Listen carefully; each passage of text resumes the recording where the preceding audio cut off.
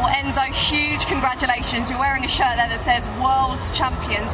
Just how impressive was that from your team today? Yeah, no words for the players. They deserve. Yeah, it's a good moment. What was key to the win today? Because Cole Palmer's just told me everyone doubted you, but you believed. Yeah, we won.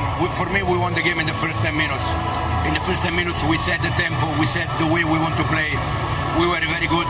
Then, unfortunately, with the weather condition, it's not easy to continue for 90 minutes.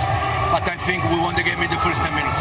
A word on Cole Palmer, because, wow, he loves the big occasion, doesn't he? Stunning performance again. Yeah, absolutely. Today we found a position for him where there was more space to attack. Yeah, happy for Cole, but the effort from all the players has been fantastic. What a run of form from Chelsea to end the season. You won the Europa League Conference Trophy. Now you've won this. How excited are you by what's going on at this football club?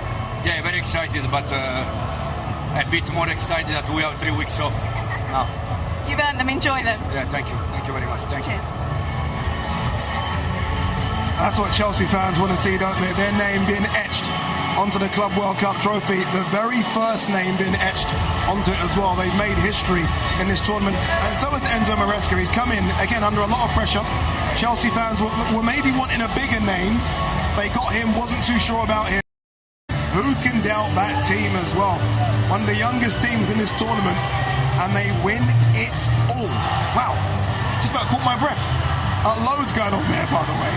That was interesting. Donald Trump and Rich James. I was like, can I? Am I allowed? But in the end, look, focusing on the pitch, this Chelsea side were almost just too good for PSG. Sometimes it comes to being that simple, just too good on the night. Yeah, and I think we always mentioned before that PSG were the strong favourites, but it's the final, anything can happen, and Chelsea just got it perfectly right today, and it was their day. Certainly was their day. Okay, let's go through the goals. Again, Cole Palmer, superior player of the match, involved in absolutely everything Chelsea did right today. Oh yeah, absolutely everything we did today. Great run here by Malo Gusto. I thought he could have hit it there, chopped it there, but yeah. But Cole Palmer, as cool as you like, just placed it, just passed it in. And then Sanchez was under pressure, but just managed to clear it out. And of course, Gusto here thought he could hit it, just chopped it, and of course laid it over to Cole Palmer. Just the ability to be so calm in front of goal and just slide it in the bottom corner there. Donnarumma has. Mr. President, you've made history on just about every stage in the world, but now we're watching history unfold here in the United States as the World Club Cup takes place here. What does it say for America on a global stage, not just for politics, but now sports too? Well, it's a big thing, and you know, Johnny's a friend of mine. He's done such a great job with the league and with soccer, or they would call it football, but I guess we call it soccer. I'm not sure that change could be made very easily, but it's great to watch, and this is a little bit of an upset that we're watching today, isn't it, huh? No, I know, surprising. So far, it's incredible. What if we make an executive order? We can only say football from now on. I think we could do that. I think I could do that. Yeah, well, speaking of Gianni, I mean, FIFA's been so wonderful in this process, and I know that you've had their trophy on your desk. Now it's at the Trump Tower. What do you think they're doing for the sport in America? Oh, they're doing fantastically well. It's a growing sport. It's a great sport. That's right. They said, could you hold this trophy for a little while? We put it in the Oval Office, and then I said, when are you going to pick up the trophy? He says, we're never going to pick it up. You can have it forever in the Oval Office. We're making a new one, and they actually made a new one. So that was quite exciting, but it's in the Oval. Right now it's in the Oval. Oh, okay. Maybe I'll come see it. Good.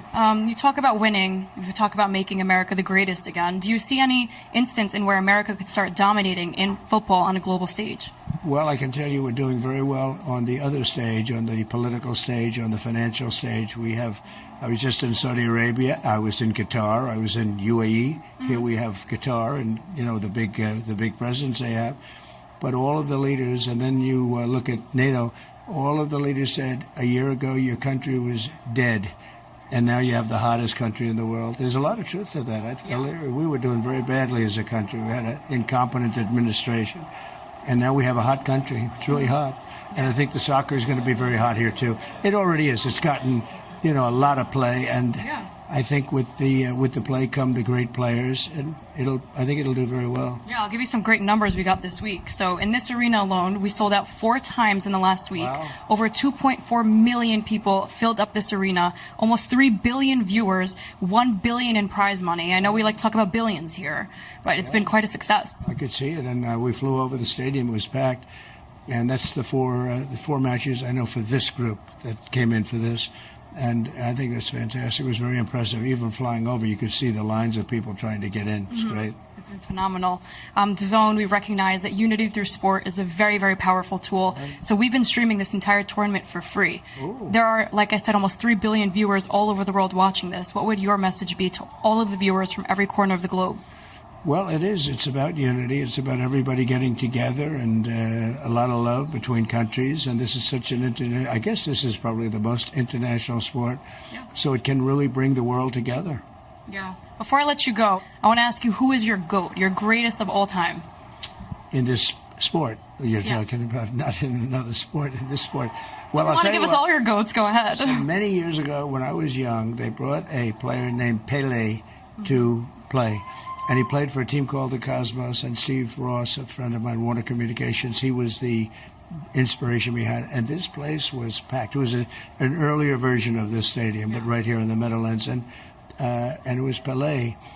I don't want to date myself, but that was a long time ago. I was a young guy, and I came to watch Pelé, and he was fantastic. And I'd say probably I'll go old-fashioned. That's like saying Babe Ruth, but I would say Pelé was so great. Had absolutely no chance. 2 goals he scored was absolutely similar goals. He was absolutely fantastic today. Everything went through him. He was brilliant. Absolutely brilliant. Fantastic player, fantastic tournament. And the first goal, very similar to the second goal as well, Chupo.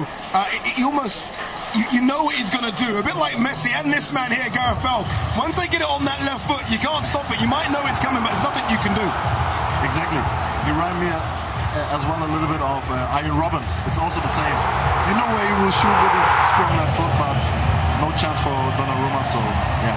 What I like there, Gareth, as well, is the run from João Pedro. Yeah. So the defender immediately has a look at João, and that opens That's what creates the goal. It's the diversion, that kind of sacrifice of the team, that running off the ball, which makes a space for him. But I think also the last person you won one-on-one with Cole Palmer at the edge of the box is Vitinha. Yeah, I don't know what he was doing there. So, I mean, you needed a centre-back or a left-back, an actual defender, but Vitinha was the guy who was defending against Cole Palmer there at the edge of the box.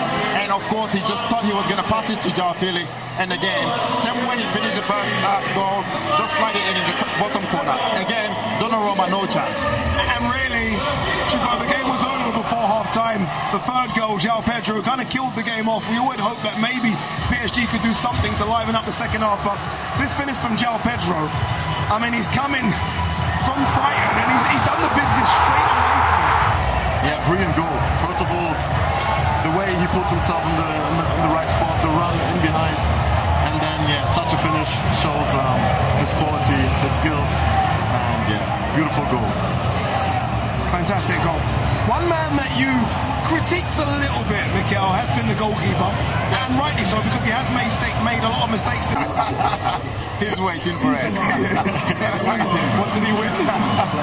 No, listen, I'm surprised. Not surprised, but he had a really good game today.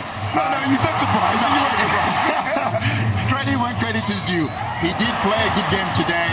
I think this save here, this one here, was a little bit close to him though, but yes, he still had to make the save. Brilliant save. Strong hands. But yeah, strong hands. That's what you need from your goalkeeper. When they don't have much to do, when they're called upon, they're there to make saves. And he did that today. Brilliant play for him. And I'm very, very happy for him. This is going to do him, maybe, hopefully this gives him a lot of confidence going into the new season. And we can see a much, much better Sanchez coming up season. Does Enzo Maresca have a little bit of a headache here? Because obviously, look, they've clearly tried to sign another goalkeeper. And here we are. The goalkeeper just wins the Golden Glove. I mean, what do you do now? Do you persevere with him, or do you still try to go in to get a goalkeeper?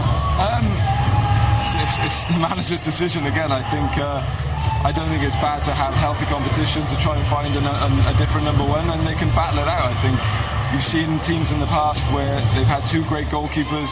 We had it in Real Madrid where we had Diego Lopez and Iker Casillas, and they used to swap when we play the Champions League, when we play the league, and it creates I guess, a fight for that place. It keeps everyone on their toes. So, yeah, I don't see it as a bad thing to try and get another keeper on top. It'd be interesting to see what Enzo Maresca does in the transfer window. All right, when we come back, more reaction. We are going to talk PSG, and we are going to hear from Donald Trump. The president's going to be here, and we're going to hear from him as well. He spoke to Emily Austin, so loads to come, and more reaction from that magnificent Chelsea side as well. Surely they can run for the Premier League as well.